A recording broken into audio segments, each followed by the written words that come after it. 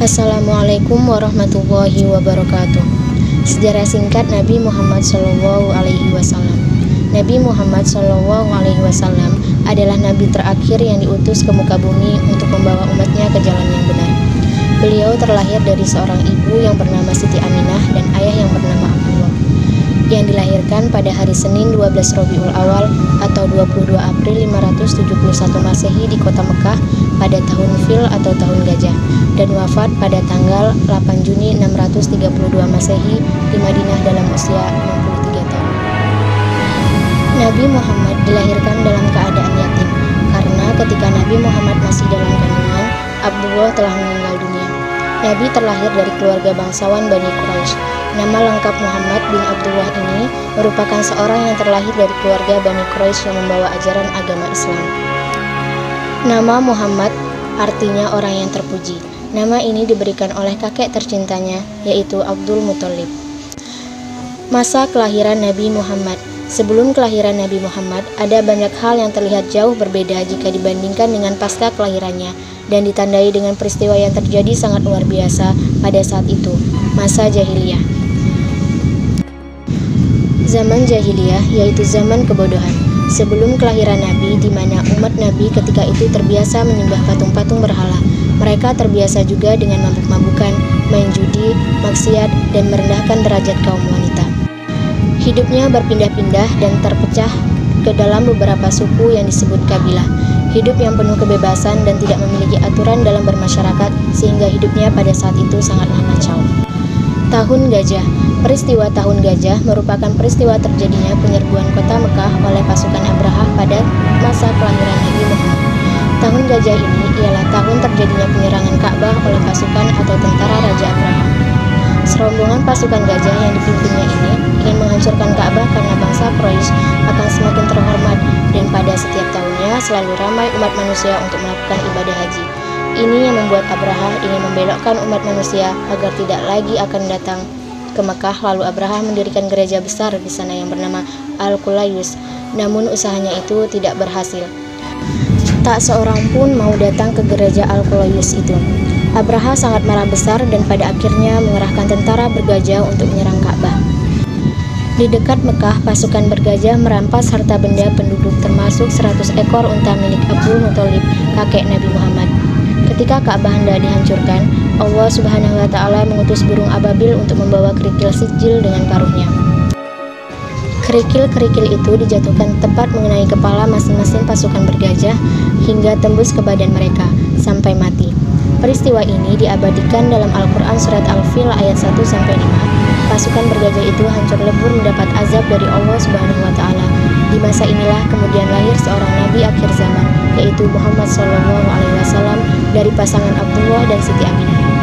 Peristiwa inilah yang menandai tahun kelahiran Nabi Muhammad dan pada akhirnya disebut Tahun Gajah.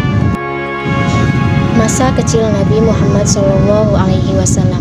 Nabi Muhammad sejak kecil telah diberikan kehidupan layaknya manusia biasa. Padahal beliau sangat dimuliakan oleh Allah Subhanahu wa Ta'ala. Bahkan sejak di kandungan pun beliau telah ditinggalkan oleh ayahnya. Beliau terlahir dalam keadaan yatim dan pada usia 6 tahun ditinggal oleh ibunya, sehingga menjadi seorang yatim piatu.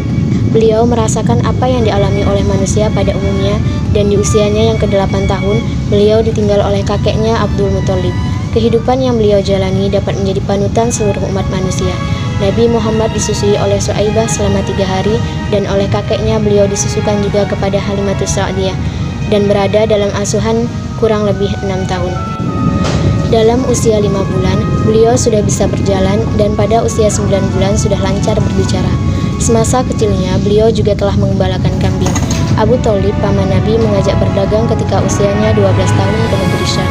Beliau diasuh pamannya setelah ditinggal wafat kakeknya dan mengasuh serta menjaga Nabi sampai pada usia lebih dari 40 tahun. Nabi Muhammad menikah dengan Siti Khadijah pada usia 25 tahun, sedangkan Khadijah saat itu telah berumur 40 tahun. Sebelum menikahi Muhammad, Khadijah telah berhasil membangun bisnisnya sendiri dan menjadi wanita sukses. Khadijah disebut-sebut memiliki separuh dari keseluruhan kafilah-kafilah dagang yang berasal dari Quraisy.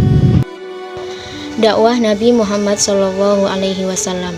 Rasulullah Shallallahu Alaihi Wasallam menerima wahyu untuk menyampaikan dan menyiarkan agama Islam dan mengajak umat manusia untuk menyembah Allah Subhanahu Wa Taala. Beliau menyampaikan dakwahnya secara sembunyi-sembunyi.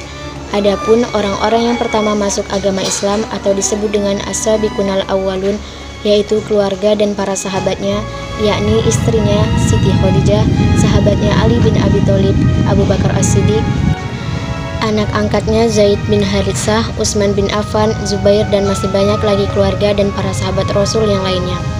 Selama 3 tahun lamanya, Rasulullah Shallallahu Alaihi Wasallam berdakwah secara sembunyi-sembunyi dari satu rumah ke rumah lainnya. Kemudian turunlah surat Al-Hijr ayat 94 yang artinya, maka sampaikanlah secara terang-terangan segala apa yang telah diperintahkan kepadamu dan berpalinglah dari orang-orang musyrik. Dengan turunnya ayat ini, maka Rasulullah Shallallahu Alaihi Wasallam menyiarkan dakwahnya secara terang-terangan. Tanggapan orang-orang Quraisy pada saat itu sangat marah dan melarang penyiaran Islam yang dibawa oleh Nabi.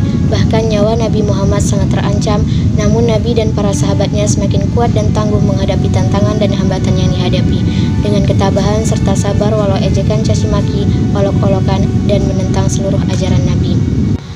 Masa kerasulan Nabi. Pada masa kerasulan Nabi Muhammad Shallallahu Alaihi Wasallam tahun ke-10, pada saat Amal Husni, yaitu tahun duka cita, di mana pamannya Abu Thalib dan istrinya Siti Khadijah wafat serta umat Islam dalam keadaan sengsara. Di tengah-tengah kesedihannya, beliau dijemput malaikat Jibril untuk Isra dan Mi'raj, yaitu melakukan perjalanan dari Masjidil Aqsa ke Masjidil Haram sampai ke Sidratul Muntaha, untuk menghadap Allah Subhanahu Wa Taala dan untuk menerima perintah sholat 5 waktu. Pada tahun 10 Hijriah, Nabi melakukan haji wada atau haji terakhir. Dalam wukufnya di Arafah, beliau menyampaikan khutbahnya yang berisikan tentang larangan melakukan penumpahan darah kecuali dengan cara yang benar, larangan mengambil harta orang lain dengan cara yang tidak benar, larangan memakan harta riba. Hamba sahaya harus diperlakukan dengan baik dan agar umatnya selalu berpegang teguh kepada Al-Quran dan Sunnah Nabi Muhammad SAW. Wafatnya Nabi Muhammad SAW. Pada saat sahabat Abu Bakar sedang tidak di Madinah, terjadi sebuah peristiwa yang sangat menyedihkan, di mana Nabi Muhammad SAW wafat. Pada saat Abu Bakar diberitahu, beliau langsung datang ke rumah Aisyah.